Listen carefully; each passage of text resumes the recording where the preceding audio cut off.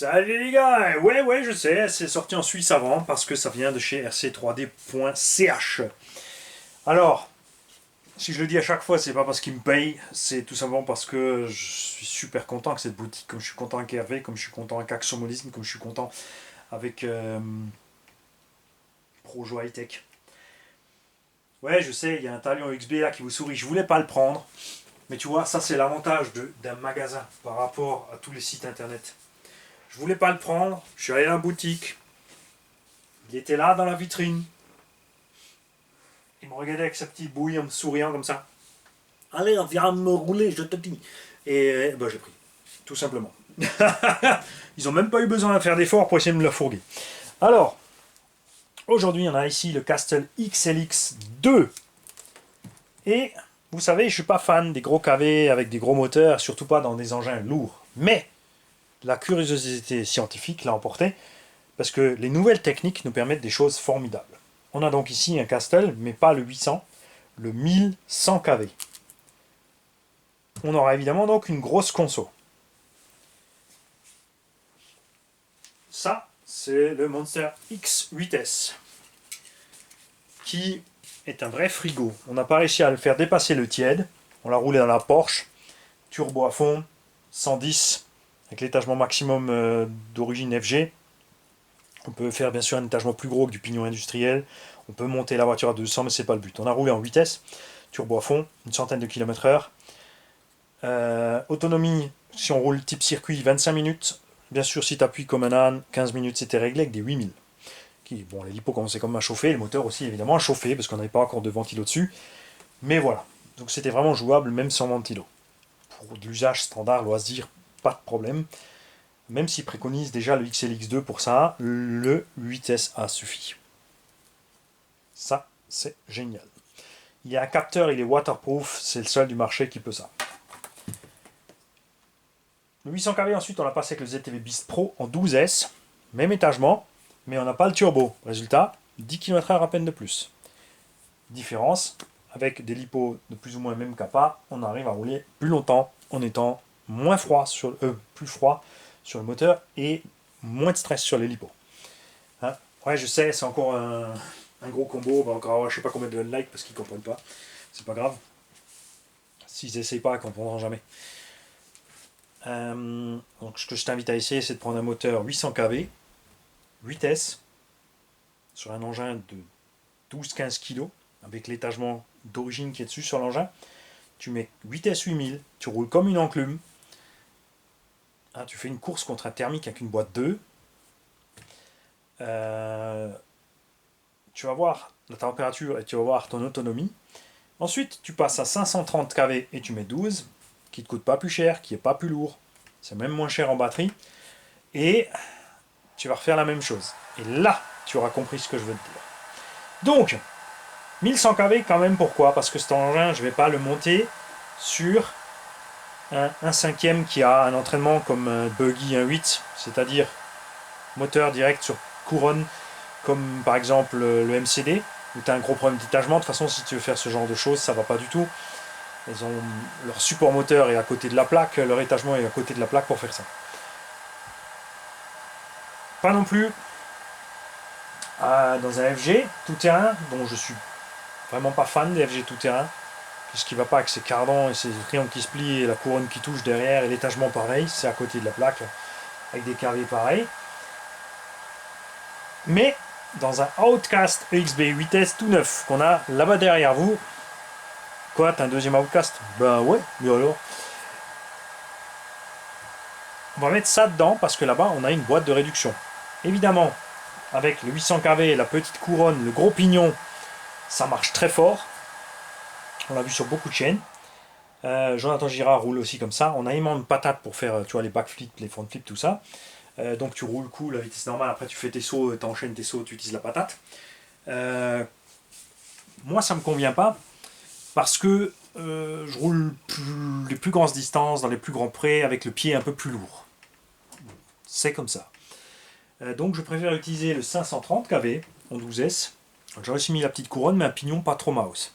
J'ai un pignon un peu plus petit. Bon, au niveau des réglages, il me manque encore un peu de punch et de machin. Mais voilà, là on va en faire un deuxième totalement différemment. On va rester en vitesse, on va mettre le XLX2, parce que ce moteur, il consomme plus que 800 kV. Avec le mode turbo, parce que ce rotor prend 45 000 tours. On va le faire aller à la limite de ces 45 000, ce qui fait qu'on pourra rouler normal, en utilisation normale, tranquille. Et quand tu vas pour la VMAX, il y aura la VMAX. Et l'avantage, on l'a vu aussi sur les engins plus petits, quand tu as beaucoup de kV, un moteur avec plus de kV arrive plus vite dans ses tours. Si tu prends un 4068 de 1800 kV, t'appuies, ta voiture, elle monte dans les tours, les pneus, ils ballonnent direct. C'est ce que tu as besoin, c'est l'astuce qu'ils ont utilisée sur le Traxxas Max pour être agile en l'air. Le problème, c'est qu'au sol, il force. Il force plus au sol, parce qu'il y a trop de kV, il a moins de couple. Par contre, en l'air, il peut vraiment utiliser son plein potentiel, ce qui n'est pas le cas avec ce que moi je fais ici, avec moins de kV, je force moins au sol, mais par contre en l'air, il faut anticiper plus, il ne monte pas aussi vite dans les tours, il n'arrive pas dans les tours finales pareil, même si on a un étagement qui permet la même vitesse de pointe, c'est deux choses totalement différentes à rouler. Donc on va essayer ça sur ce Outcast XB, on va y mettre le turbo et tout pour que en l'air on puisse vraiment jouer avec l'assiette comme on a envie. Ça va consommer plus, mais on s'en servira, comme dit, des tours max uniquement en l'air, donc pas de poids du véhicule à déplacer, ça va aller. Et ensuite au sol, grâce au système à capteur, justement c'est là que c'est important le capteur, on peut rouler avec moins de consommation puisque le timing du moteur pourra être réduit. Alors on peut le faire, on peut laisser le Vario gérer ça tout seul, il gère ça très bien tout seul, mais on peut aussi utiliser le câble auxiliaire, ici, pour le mettre quelque part sur la radio. Imagine, tu mets ça sur un auxiliaire sur la voie 2, enfin auxiliaire voie 3, auxiliaire 1 donc, c'est la troisième voie l'auxiliaire 1, et tu peux mixer ça avec des radios modernes, tu peux mixer le timing avec ce que tu fais à l'accélération.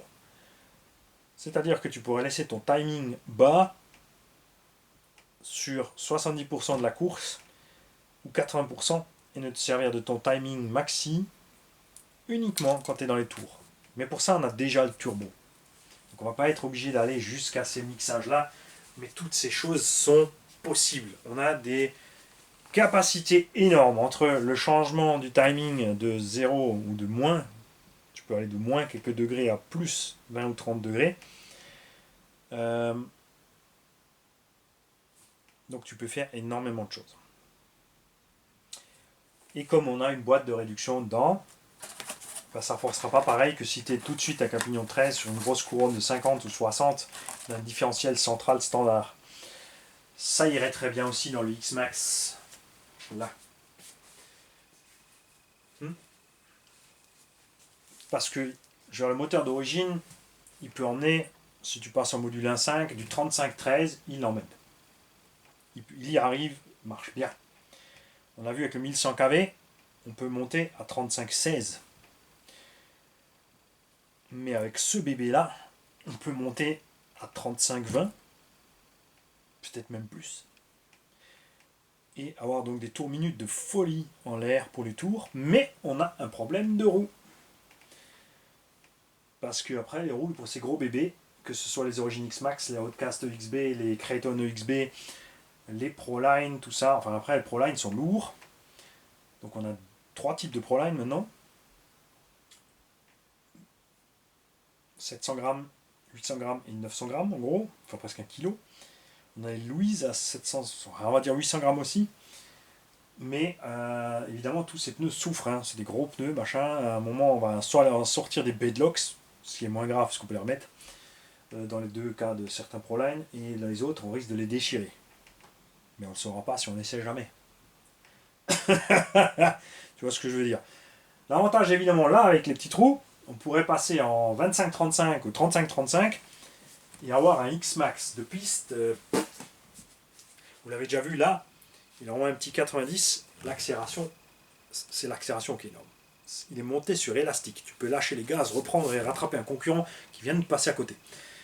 C'est là que c'est sympa. Voilà, en tout cas, plein de possibilités, plein de choses à faire. Celui-là, tu oublies les 12S. Enfin quoi, il faudrait faire le calcul. Non, parce que 50 volts x 1100 tours, non, on est à 55 000. En gros, hein, c'est toujours du approx. Juste pour avoir une petite idée.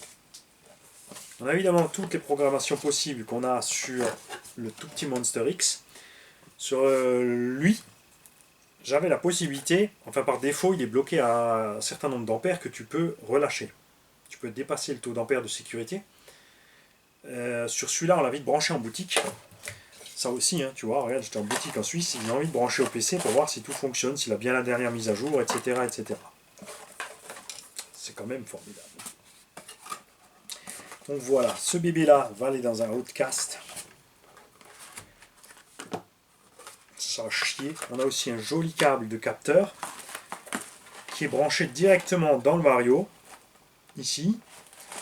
Alors que sur le Monster X, on avait, et sur le X8, on a un intercâble adaptateur. Là, ils l'ont fait direct. Ils ont fait un joli câble de capteur estampillé Castle. C'est beau quand même. Bon, on a toujours le câble du ventilo, on a toujours le bouton on-off. Et pourquoi on a deux prises ici? Parce que on a la principale et l'auxiliaire. Ici, l'auxiliaire est monté uniquement là. Je ne sais pas pourquoi ils sont passés sur les autres en plus. Il y a une tonne de prog à faire. Vous savez, je ne vais pas me prendre du temps pour la prog à faire. Ça viendra peut-être avec le temps pour exploiter un maximum le combo. Si on n'est pas content avec le 1100 parce que ça va pas, ça consomme trop, on mettra un 800 kV, il n'y a pas de problème. Et on utilisera peut-être le 1100 dans la Porsche, qui est plus légère. On la laissera en 8 évidemment, parce que c'est un combo 8S. Mais je pense que ça serait peut-être bien aussi dans le X-Max. Après là, il n'y a pas de mystère, hein. Avec des bébés pareils et des KV pareils, impossible. Tu peux me calculer des théories comme tu veux. On est certain qu'en pratique, jamais de la vie, on pourra descendre à des consommations décentes qui ne nécessitent pas des lipos de malades. C'est certain. Il te livre des vis en plus avec. Non, c'est les vis pour monter le moteur. Pour être sûr que tu ne mettes pas des vis trop longues pour ne pas toucher le bobinage derrière. On a aussi reçu, tu as vu, regarde, il te livre un câble de capteur avec le moteur. Parce que ceux qui achètent uniquement le moteur, sinon pas de câble de capteur. Parce que le Vario, lui, c'est livré avec. Bon, on va le mettre là-dedans quand même. Ça, c'est toujours le truc, hein, tu n'arrives jamais à les rentrer à la fin. Bref, moi je vais vous laisser là. La théorie, on l'a donnée. Et dans la pratique, on n'en sait rien. C'est pour ça qu'on va le faire. Hein, parce que les techniques ont évolué, les matériaux ont évolué. On a vu déjà sur le XL 8S que on a des performances correctes avec le 8 par rapport au 12 sans avoir une consommation de fou quand même. On a constaté aussi que surtout les lipos ont bien progressé, ce qui permet à beaucoup d'utiliser leurs engins en 8 quand même de façon cool. Le DBXL et justement la gamme Arma en vitesse quand même ça passe. Selon le style de conduite. Moi pour ce que moi j'en fais ça me convient pas. Pour l'instant je suis quand même beaucoup plus à l'aise en 12. Mais c'est à chacun de trouver son point repère. Et évidemment, trouver le point repère, tu peux pas le faire sans essayer. Et là, quand tu es dans cette gamme de véhicules, ça fait évidemment des gros budgets. C'est sûr, tu achètes la caisse, plus 3 combos pour faire des essais, tu prends la valeur sûre, ce que tout le monde utilise, c'est tout à fait normal. Mais après, je t'assure, si tu es en 8 et que tu as l'occasion d'essayer le 12, tu reviendras plus en arrière. Sauf si vraiment ils ont fait un truc balèze là. Allez, j'y vais. Ciao les gars.